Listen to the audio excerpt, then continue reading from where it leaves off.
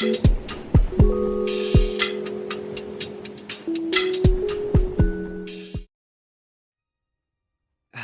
everyone. Welcome back to Mike's Night. I'm your host, Mike Michelot. For any of you who don't know this show is simply about me just finding things I enjoy or finding things I really want to talk about and bringing them out to you for you to ingest into your stem cells. But hopefully, I can record in peace because I don't know what is going on, but my last recording, which was I was like 30 minutes in, got like corrupted or something, or the Wi-Fi decided to brick itself. So now we're back here, restarting again. This is like my fifth time doing this recording. If you don't know, recording is actually very difficult. It requires a good bit of thought, and hopefully not stammering over the same topic over and over and over again.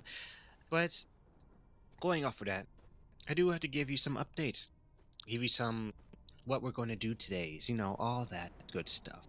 Essentially, I have a main topic and I have a few updates for you. Update number one: I recently graduated from college. I don't know if I did it on the episode yet, but yeah, we graduated from college. Yippee! And after graduating from college, I will say congratulations to everyone else who graduated. All the friends that I struggled with, had all that strife for, and we made it. We finally made it out. The graduation was fine. Apparently, we had like 4,000 people graduate, not on the same day. It was spread over a couple of different days, but essentially, yes, we have 4,000 graduates this summer, and yeah, it was a pretty decent graduation. But it is no secret on this show that I am very much against school. Now, I'm not against the aspect of meeting new people, learning, and just having that environment. A school environment does feel nice, but the predatory nature of how colleges conduct themselves is what irritates me through and through. And of course, all it's just oh my god, college is beyond stressful. Any of you who've ever been to college, you understand. For those of you who are still in there, you got it. I believe in you. You can make it through. You hold firm. Yeah, for some of you, you're almost there. I truly believe you can do it. And we'll all be waiting for you at the finish line. However, yes, for any of you who've been to school, who are still in school, or those of you who even dropped out, like for those who dropped out, I completely understand. School is not for everyone. It's a very stressful, and honestly, it's so like depleting. It's like depressing even. Sometimes at school, there are some days that really test your humanity. That really test your strength in terms of your resolve, your willpower. School is so bad in terms of that, and especially if depending on what area you're in, it while you can be around other like-minded people, there's also a huge section of school which you're just kind of with a couple of psychopaths. I'm not going to lie to you, but it's ultimately up to you and how you travel through that, how you traverse that. And for the main like best benefit from school that I always tell everyone, and I've said it even before in the podcast, is the fact you can connect with so many different people. There's people I've met in school that like, yeah, I can see myself being friends with them for the rest of my life, or I can see myself making an actual career with them. I can see them growing with me, or I can see them becoming like icons of the field that we're in. But essentially, with my degree, I graduated from Georgia Southern University. I have a degree in Bachelor of Fine Arts, but I study graphic design. It's a bit weird. Don't ask me about it. Essentially, it's like graphic design isn't a technical degree, but jobs accept Bachelor of Fine Arts as you're a graphic designer. What they're actually looking at is like your portfolio and all your work. They don't really care about the degree all that much, but it does help get you paid better or better jobs. But essentially, yeah, that's kind of where I'm at in terms of school. I've talked about school too many times on this podcast already. If you want to listen to it, no, all those episodes are up on Spotify. I don't. There's too many of them to really figure out which ones is which. I might have one that's labeled something about school, but essentially, yeah. If you want to listen to what my thoughts are, you can go back to listen to them. But if you really want my opinion, you can leave it in the comments. You can even ask me what do you really want me to talk about. It could be anything: art, anime, music. No politics, none. But you can talk to me, ask me whatever you really want me to talk about. It can even be something like along the lines of what do I think about masculinity in general? What do I think about men doing something in terms of like cooking or more feminine tasks? I don't really care. But essentially, just if it's something I think is interesting or something that I think I have enough knowledge in, or I'll talk about it, or something that I don't understand, or maybe I don't have a lot of knowledge in general. I might even have other people on here. I'll invite them on. We can have a discussion about it, or I can hear what they have to say, and I can do my own research. But essentially, yeah, that's essentially what this whole podcast is about. And of course, I graduated. Everyone I know he graduated as well. And for anyone who listens to this, like my parents, for instance, they do listen to this. Thank you very much for listening. Essentially, I will say, yeah, a lot of time was sacrificed, a lot of effort was sacrificed, money, a lot of money, a lot of money was given away to school, not for free. I mean, basically, it is for free for them. But essentially, yes, a lot of money has been and time has been wasted on school. Not wasted, but it's been put towards this whole investment. I'll call it that. And of course, my parents and those who close to me have sacrificed quite a bit to help me get through this entire debacle. And honestly, I would not be here without them. I mean, literally, but also, yeah, I would not have made it this far without them at all. The, I recognize that in terms of having both parents still alive, still active in my life, and able to just be there when I really need them. Even though I'll admit I am kind of prideful, or I don't like to bother them with my own issues. I am so thankful and so blessed to beyond how many privileged? Yeah, I am, but I'm still beyond grateful that they were there whenever I needed them, or they were just there to help me get through it. Or it was whatever from mom, basically tormenting me to get through to get my act together sometimes, or having like just like male like genuine male advice from my father, or the financial help, of course. No, they've always been there, and I'm beyond happy that they were there, even through like my worst moments. And no, they know they know some of my worst moments. Yeah, they stuck with me the entire time, and I'm beyond grateful. I could never repay the amount of time and effort they put into me. And I think, well, I'm sure what they will probably say is the fact that you're still alive and you're doing well in terms of being a functional adult was is payment enough. I mean, who knows? But I'm sure they'll tell me about that later. But yeah, again, I'm just beyond grateful for them being there for me. But in terms of going to school, I will say that in graphic design, in terms of me personally, I'm a very versatile person. I wouldn't say I specialize in anything really, but I mean, of course, I want to specialize in the field I'm going for. I want to specialize in graphic design. I want to keep improving. I want to become someone who earned their respect, who earns where they are in terms of the kind of work that they do. I want to do that, of course, but I am a versatile person at heart. And when I say versatility, I mean I'm able to do multiple different skill sets and combine them to achieve a goal. Now, that's really what I want to talk about today anyway, versatility versus specialization. Now, versatility is, in my opinion, something that I think I rather strive for.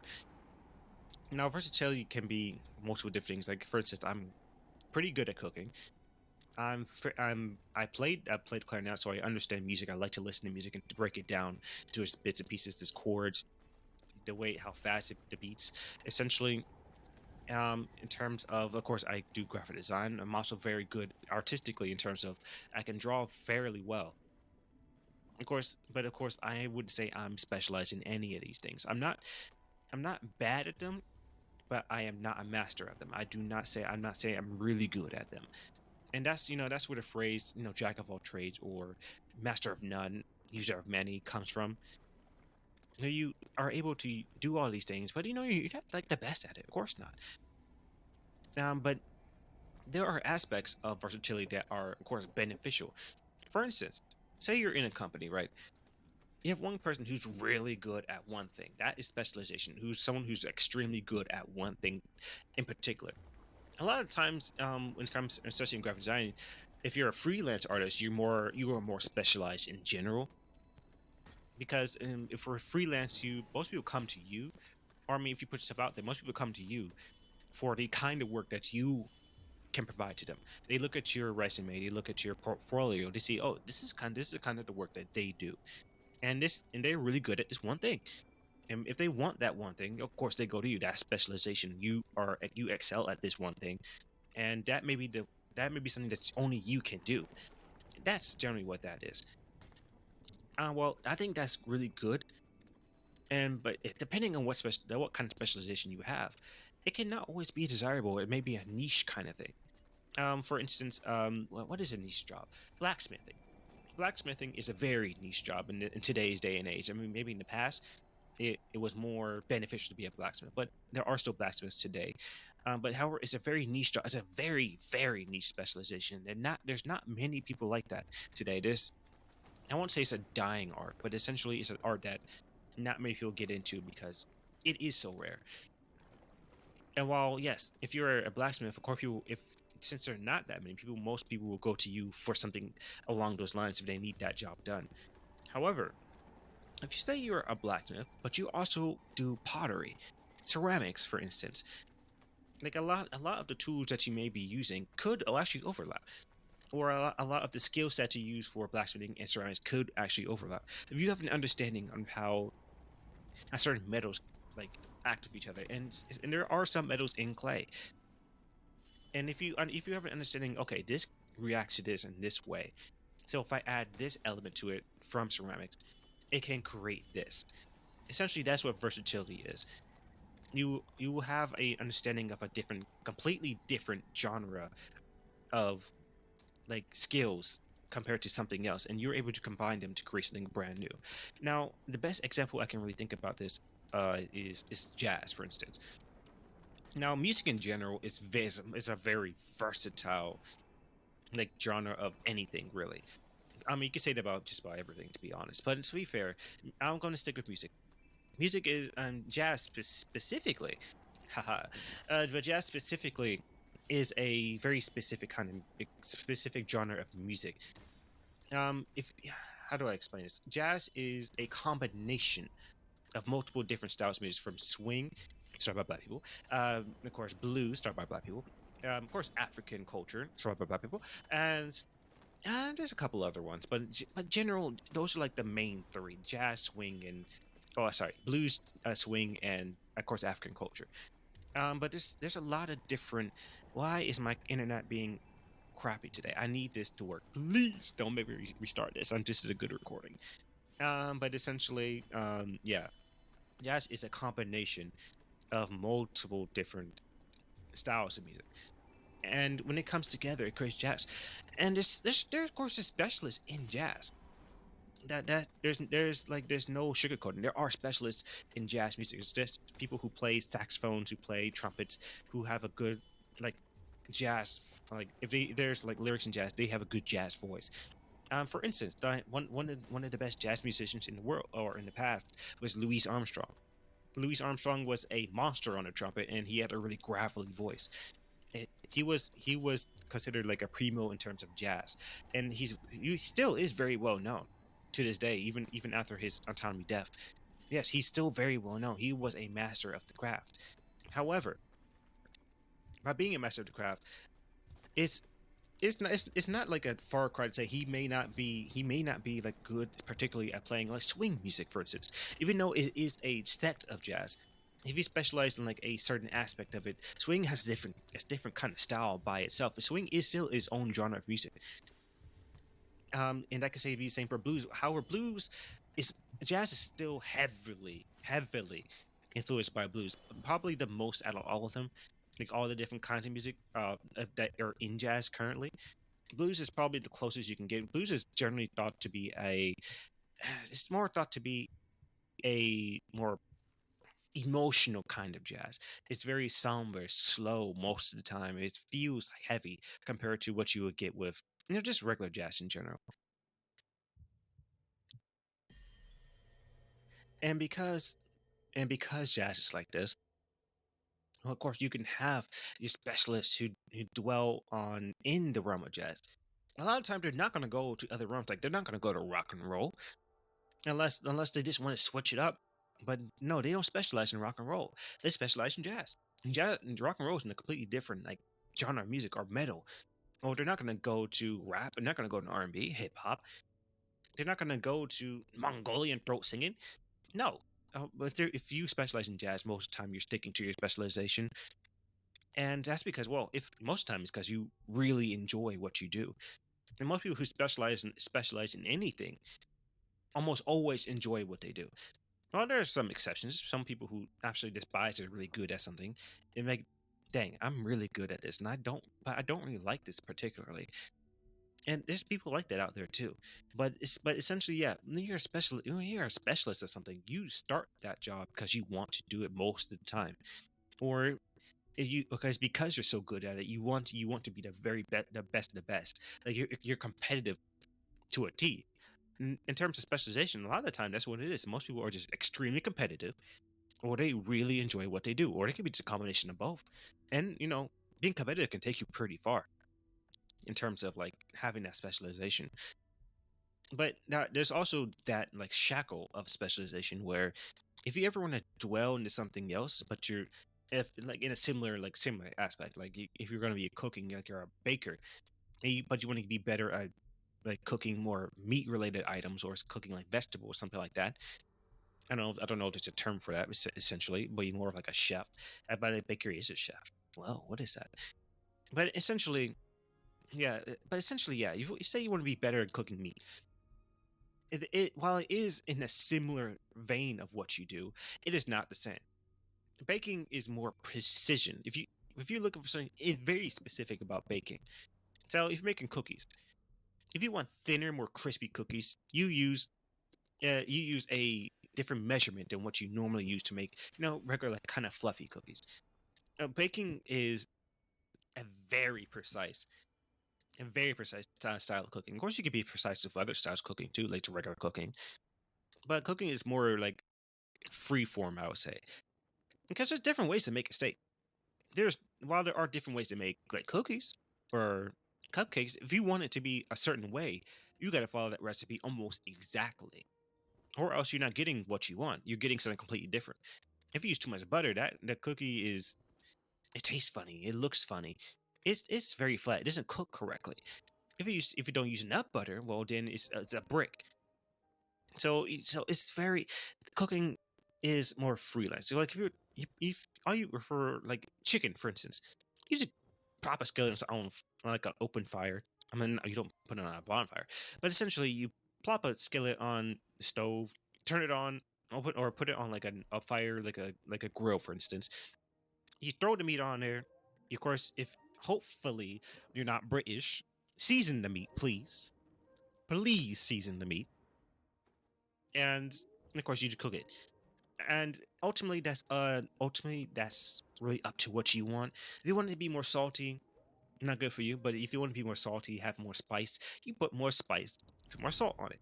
If you want it to be something a bit more hearty, there's a totally different way to cook the chicken.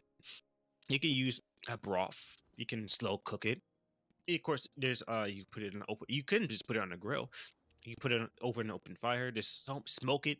There's so many different ways to cook a chicken, but with baking, it's very specific. Very specific. If you want something done a certain way, then you got to follow the recipe through and through. If you don't follow it, then it's completely different from what you want. And in terms of that, that's really what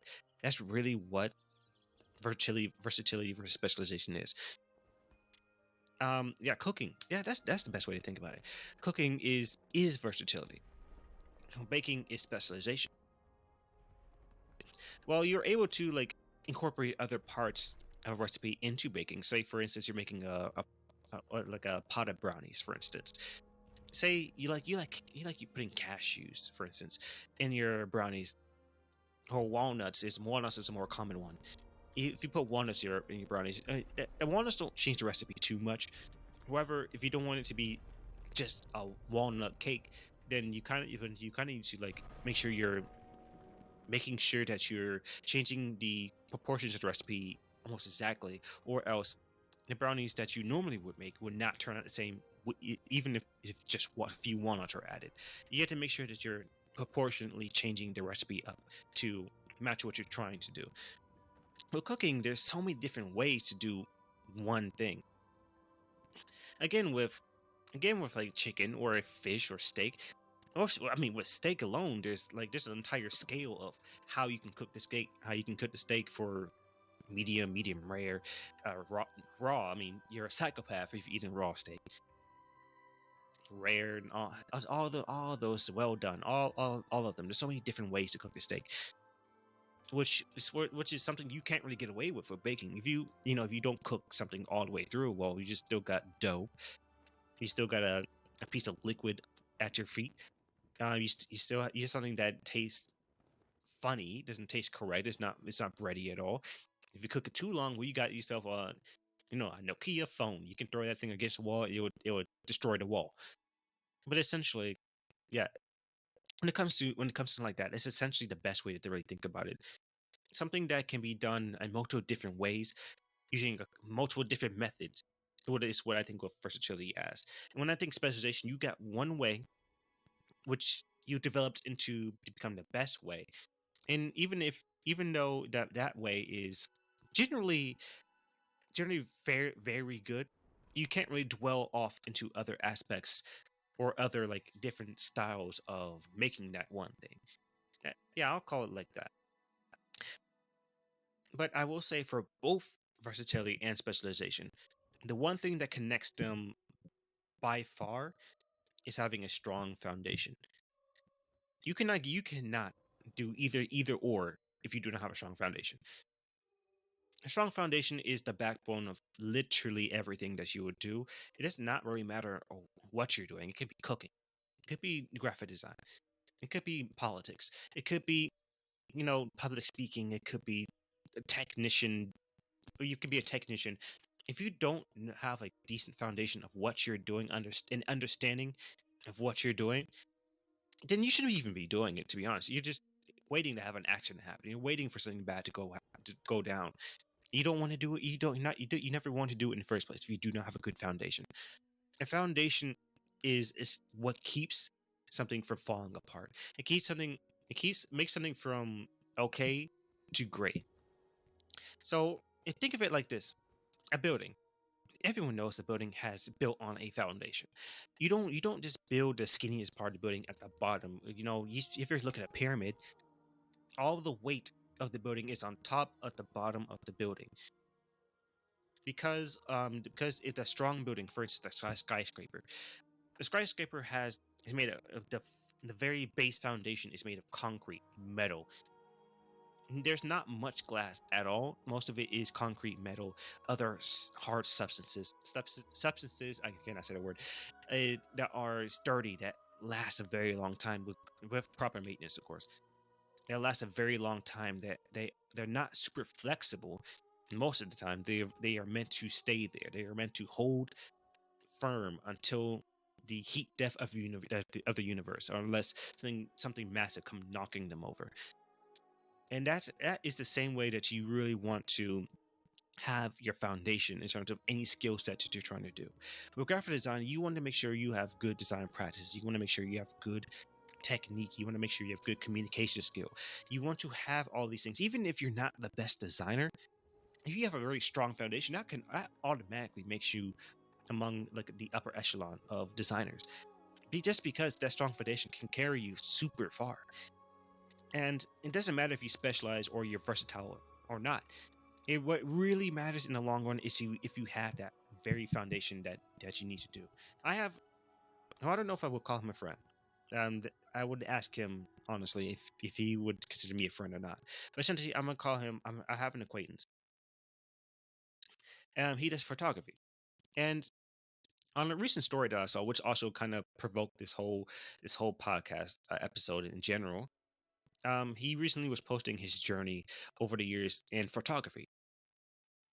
Now, I don't know when he started photography, but he started when he was fairly young, from what I could tell. And as he started, he didn't get. It's like he was saying, he didn't get have any progress. He didn't get any like people buying his stuff. He wasn't really good at it. He had a pretty cheap camera starting out, and as he kept going, he kept getting more equipment. He kept practicing. He kept doing what he wanted to do, was take better pictures. He get better quality, get better at editing, get better at doing what he was striving out to do. I guess in this guy, he does love what he does. He kept trying to get better and better and better. So what he kept doing was keep working on it, struggling, failing, develop, and learning something from it. And that's the story of failure. You don't When it comes to failure, you get knocked down. But anyone doesn't gets knocked down, but they stand right back up. They stand up and they learn from how they got knocked down. If you're in boxing, you see someone who does a lot of left hooks. You're getting hit by these left hooks constantly. So are you just going to sit there and keep getting hit by left hooks? No, you either block, which takes down some of the damage, so you're not getting hit as hard, or you weave, which completely negates all the damage and it tires them out, and you're able to get a counterattack, and that's how you can move forward. Now, he kept failing, he kept failing, and he eventually, as he kept failing, or in terms of he kept seeing things, okay, I can improve at this.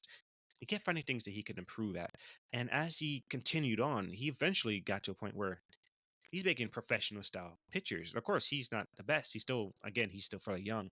I'm sure he has things he wants to continue working on. He has things he wants to continue learning, or things he wants to get better at, or he wants to become someone who is well known for what he does. He wants to be the best at what he can possibly be, and he just kept doing it. As of right now, yeah, he's fairly good. I would say he's really good at what he does. The kind of pictures that he takes. I've seen some of like my friends of the car meets he goes to when he's traveling around. They're professional photos.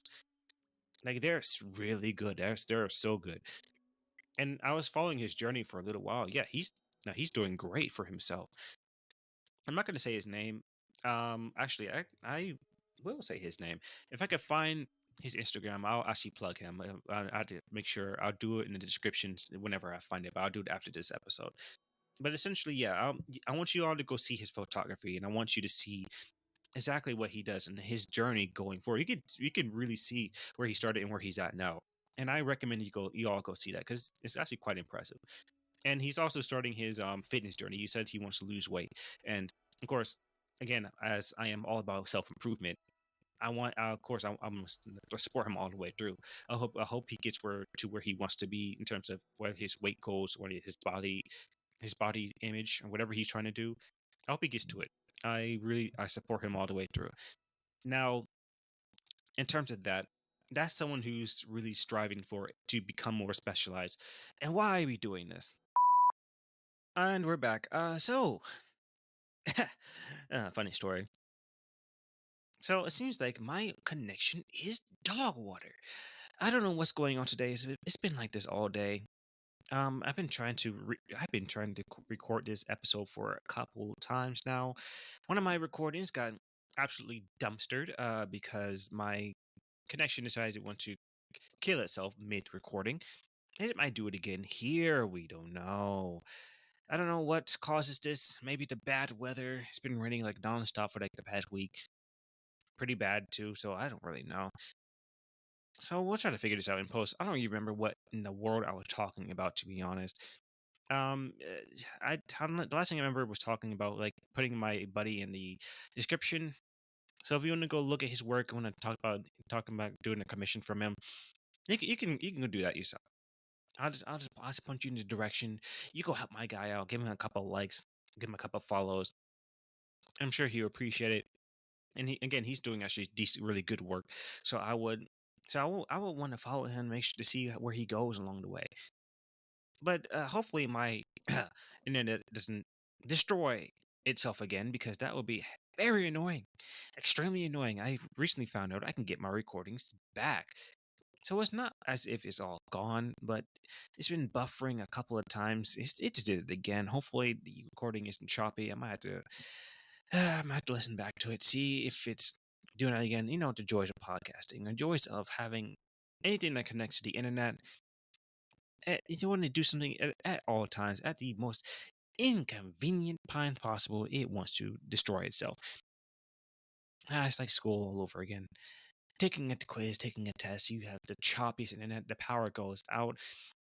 Ooh, oh my god, that's the downside of online testing or online classes in general. You could be mid-test, and there's no way for you to get back into it. And especially if a teacher who's test a piece of garbage, who decides, oh, you left test, oh yeah, you fail automatically. No, I don't want to hear any excuses. Oh, I had teachers like that before. They're so bad. But essentially, going back to, I guess, to something, we'll figure something out. Back to specialization versus versatility. Yeah, in terms of that, yeah, my friend, yeah, he's trying to specialize in photography. Yeah, he's been working towards it for a very long time. He's getting better by the day as he continues working on and developing his skills. And of course, he wants to specialize in that. So yeah, he's going to do it. And that's essentially where specialization is at its best. And I do think that's where versatility and specialization, excuse me, can really overlap the best. It's essentially if you find something that you really enjoy and you really want to get good at it, that's where you really want to specialize in it. While you can have your other aspects of your knowledge or your experience go into what you're doing, to make what you're doing more of a speciality or make it more have more mastery over it. You do need to have that good foundation in order to do incorporate those things. If you don't have a good foundation, you're trying to incorporate a bunch of different things. Well, most of the time, it just won't work. Most of the time, it's just you're clouding up the recipe. You're clouding up what you're trying to do, what you're trying to accomplish, because you keep trying to put new things in it. You're trying to innovate on something that already has a solid foundation. For instance, if you're trying to do ceramics, say you know how to make a bowl, you're trying to make a bowl. You know how to make the bowl. You know the technique to make the bowl. But all of a sudden, you're just like, okay, midway through making this, I want to incorporate this type of clay into the recipe. Not not knowing that those two types of clays don't really work too well together because one is fired at a different heat than the other. So if you try to put them together inside of a kiln, maybe you somehow you manage to melt them together. Keep in mind that clay in general has different textures, different way it connects to each other. While yes, you're supposed to what is it, mix them together by wedging. Wedging is essentially just crushing them together, just mixing all the clay into a more fine and even uniform like foundation. There are types of clay where you can actually mix and match them, which is generally called marbling.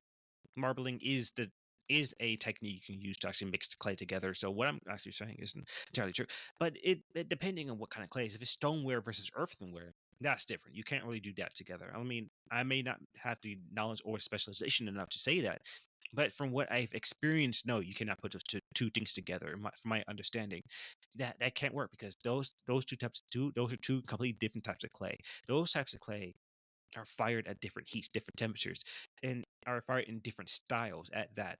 So if we try to put them together using one method over the other, it will just won't work. It will be a hot mess, or it's literally a stone grenade. So yeah, you don't want to do that. But it's essentially that is where, in terms of clay, there's ceramics in general. There's so many different kinds of styles, so many different techniques you can possibly use, whether that be more of an open fire, so you bury your ceramic into under bunch of flammable material, you cover it a little bit, leaving enough room for air to get in and out, and you burn it. Essentially that gives it a jet black appearance. It gives it it's a different artistic shape that you can use, like using the solders, the smoke, the the ashes of everything that's burning around this piece of clay, and it becomes a different type of ceramic. It's not as hard and sturdy as, say, regular firing in a kiln would be, or using like gas firing. But it's still a type of ceramic that you can put like it's still hardy enough to warrant that ceramic nature. However, in terms of that, you can't eat out of that. And there's different kinds of ceramics that you can like incorporate, where one is more of a broken glass kind of appearance, where it looks like crystalline. It's like crystals, and in these crystals, you can't eat off that because that's literally shattered glass. If you eat shattered glass, you're destroying your body from the inside out. But it is a beautiful decoration. And ceramics in general can be used as decoration, even the ones you can eat off of. The general, like the regular, like ceramics, where you're able to throw something, create shape, put it in a edible or a safe glaze that you can eat off of after it's been fired, and you can still use it as decoration. You don't have to eat off it. And there's so many different ceramics, whether that be porcelain. Porcelain is usually the one that most like decorative like plates or mugs or teacups are used from. Porcelain is like a pure white glaze, fairly difficult to work with. All actually, I haven't used pure porcelain. I've used something very similar. It's like a very white clay. Now, white clay is difficult to work with because it's not. You can't really grip it. It's kind of. I won't say it's sticky, but it's very. It's like butter. If you ever try to if you ever tried to mold butter, it's essentially that sensation. But trying to create something out of that, you need a certain amount of skill and knowledge in order to create something with that. And again, it's not exactly straightforward. It's very difficult. By using your acquired knowledge throughout all the other kinds of firings, whether that be stoneware or a clay or a earthenware that requires that doesn't require that requires a bit more grit. It has more sand in it, something that gravel, something of the sort, which allows it to be more flexible, more malleable, which that can allow it to stretch and contract a bit easier. It's much more manageable. But essentially, if you have that experience, you know how to do it. Even okay, to be fair, you still need to work towards managing that kind of clay. It still takes a good bit of effort, takes a bit of knowledge, and a bit of experience to really work with that very well. You're acquiring knowledge from the other parts of like ceramics. You can incorporate into this, and it works almost as well. That strong foundation can get you very far. Unfortunately, with ceramics, I didn't have a strong foundation. So while I could create pretty good stuff. My stuff, compared to the people I would consider my rivals in the class, they weren't on the same level. They weren't on par, in my opinion. I wish I could have done better.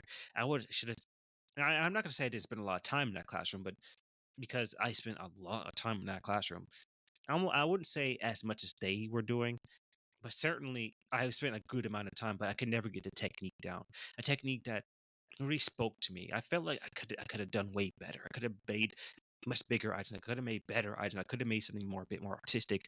I could have made something that really spoke to what I want to do. There's something that in my head right now that I really want to do. I wanted to make like I wanted to make like a hanging, not a vase, but something you can plant like flowers into. So maybe you see like a hanging not tapestry. What is the word for it?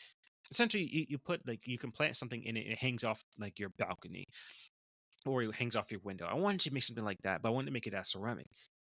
And I know exactly what I want to do, and I know how to do it.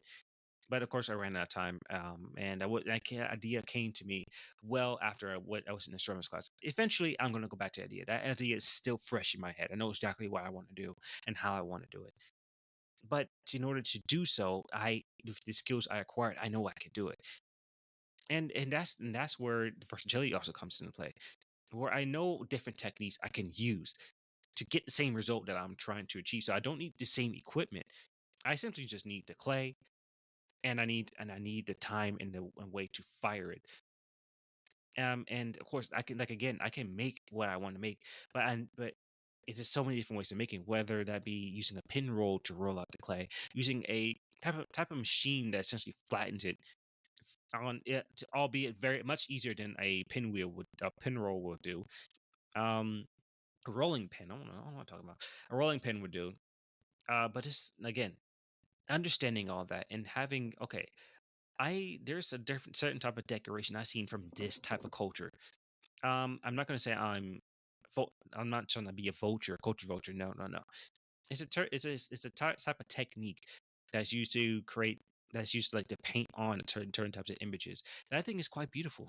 It's a very delicate process, and the process takes a good amount of skill to actually incorporate into the technique. And I can use my the regular like throwing styles, but using combining those two things, create something brand new, create something that I think I can be very proud of. And that's where I think fertility really shines, is the ability to create something using a combination of a bunch of different items or a bunch of different like styles and techniques. and you're able to do that. And of course, you can still specialize into something and combine other aspects of other styles into your work. But generally, being versatile and specialized, it's a bit of a spectrum. It's like a slider, right? Maybe you've seen the triangle where just one aspect here, or like the circle graph, essentially, where one part of it is closer to specialization, and the other pin is closer to versatility. But there is a cross section where they overlap.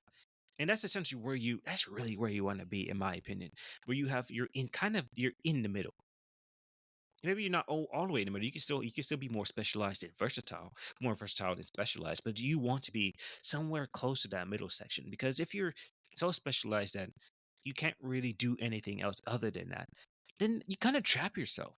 Because imagine you can only do one thing, but people don't really want to have that one thing done, or they don't like that one thing. Then you really like you really damn yeah, sorry, you're really strangling yourself to doing that one thing. You can't go anywhere else unless you really want to, unless you start developing an entirely new skill, which takes time, takes effort, and for some people that can be extremely difficult to do. It's not exactly an easy thing that everyone can just do willy nilly. And but if you're versatile, but you don't have any specialization in anything, well, again, while you can have a strong foundation, sometimes being more specialized is the way to go. Because imagine you want to get into a really high end company. Most of those high end companies, they want someone who's specialized in what they do. But they still have that aspect of versatility where if something comes up, well, they can adapt to it. They can change what they're doing. And they can still have that specialization with a strong foundation. Again, that strong foundation carries you a long way. But it can still have that strong foundation and still do what they want in terms of having their own style incorporated into it. Now, with I'm not naive.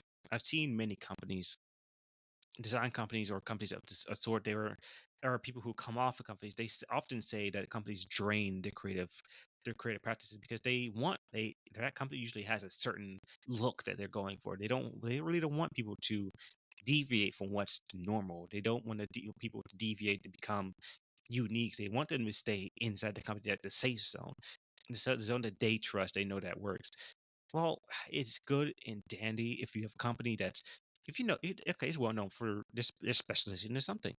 That's where I'm saying specialization can trap you. It can really trap you. If that company doesn't want you to do anything else, they want you to evolve, they want you to change what you're doing, they want you to do the same thing over and over and over again. Essentially, that traps you in that headspace, that traps you in that mindset, that traps you in that area and doesn't allow you to evolve and change. And that's also where the benefit of versatility comes from. Because you can incorporate so many different styles, or you can learn so many different styles, they're able to evolve and change the way that you approach things. Evolve and change the way that you think about things. You can see things. These things that you, as a person who's versatile, who has all of these different understandings and avenues of the things that you like to do, or things that you've seen or actually have done. You can see something completely different for someone who's specialized. Someone who's specialized, they see something that is foreign to them, or if it's something that they actually do specialize in, they see something. Okay, I can see how they got here, but maybe there's something that they didn't they could improve on, or something that, okay, yeah, I can see where it's at now, but it's not something that I would have gone to. But someone who's more versatile, okay, I see how they got here. Oh, this may be able to connect to this because this maybe this person did this way. Oh, I can see where they overlap with this person. They can make connections. In my opinion, they make connections a bit easier than someone who's more specialized.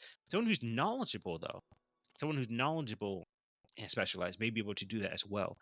Or maybe someone who's a mix between versatile and specialized can do that as well, where they can see multiple different connecting points, but they have the specialization to understand. Okay, I can see how to get there, or I can see exactly what they did to get there, and I'm able to do that as well. Or I can see how I would do that. I just need to do it in this fashion, um, and I'll be able to do it just fine. And generally, again, I think there should be a good mix. You shouldn't be just specialized. You shouldn't be just versatile. You should be a good mix. You should have a specialization in something. I will say that you should have it in something in terms of what you're trying to go for. If you specialize in animation, then you're specialized in animation. You can still have a strong like graphic design foundation, but if you specialize in that, then most of the time that's the kind of job you're going for. UX UI. If you specialize in like video game, for instance, video game UX UI, then you're going to specialize in that. Well, you can develop other UX UIs like for apps, for websites and stuff, things of the sort. You specialize in video games, but you can still do the other kinds of UX UI design, illustrations. You understand. You can communicate with other people about Illustrator works or how to go about this process. You're not limited to simply doing paper and pencil painting, digital art. You're able to do multiple different types, and that's kind of where I want to be. The I can listen to music based on the music and that's a series. Actually, that's a series I'm trying to develop now. I'm listening to music. I'm drawing what I'm listening to based on what goes on in my head. I'm schizophrenic, I know, but essentially, yes, I could do that. And based on the work I just did, I'm able to develop it into a digital space. I can edit it. I can change the way it works. I can make it a digital piece of work based on the drawing, and I'm able to create work that way as well. Where it's that's being versatile. Is as someone who only does digital art, okay, they can see a piece of art, then they had to go to the whole. They can just do the digital part process. But say if they just can only do the digital process, they're kind of stuck there. Say my power is completely out. I'm not able to do any of my digital work. I'm stuck there because I can't do it in any other way. But because I can draw and I could use graphite and paper, or I can use anything else, basically, I'm able to still create artwork, even when my power is completely out. Or I can create something for later. If once my power comes back on, okay, I can transfer this over to a digital scape, or I could show this as okay. I don't have the digital work that I'm looking for, but because I can create it in this way. I still have the work done. I still have it here, which for something I can turn in for later. But essentially, that's really what I think drives almost not your ambition, but it really just drives the way that you approach certain things in terms of the workspace, or it drives what you practice in terms of in my future. What do I really want to do? Do I want to be a specialist in this one thing, or do I really want to kind of keep learning, keep developing a bunch of different kind of skills to to branch out my portfolio, my expertise into whatever fields I'm looking into. And for me, yeah, I'd rather be more versatile. Now, on that slider, I do think of course, I'm working towards becoming more centered, but I'm still thinking I'm on the more versatile side, where I have a bunch of different skills that can develop into other things, and that can create a more effective way of working towards something. But I do think I want to be more specialized in graphic design into what I do, and still have the ability to do UX UI design, to do like poster making, to do vinyl making, not vinyl making, album cover making, excuse me, um, and do other things of the sort. But in terms of yeah, going forward, yeah, I want to be a bit more mixed, and I do think that's something to strive towards in terms of what you want to do professionally. Having the ability to do that in of itself makes you automatically a talented person. To be able to choose, okay, do I think this requires more of a pinpoint like attack to this, or do I think this needs to have a bunch of different like not corresponding ideologies going towards something. And that in of itself is something that I'm going to strive for. So because my internet is still being dog water, I'm going to end it here so I don't lose all my recording again. So thank you all for listening in. Tune in next time.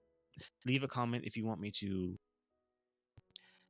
a topic for me to talk about, or the question of the day. Why not? Give me your favorite piece of artwork you've ever seen. It could be literally anything. It could be music. It could be painting. It could be drawing. Just give me something. Tell me what your favorite piece of artwork is, or your favorite artist. It doesn't really have to be anything in particular. But thank y'all. Uh, go hug your dad. It's Father's Day. Go give him a cane. Tell him he's old.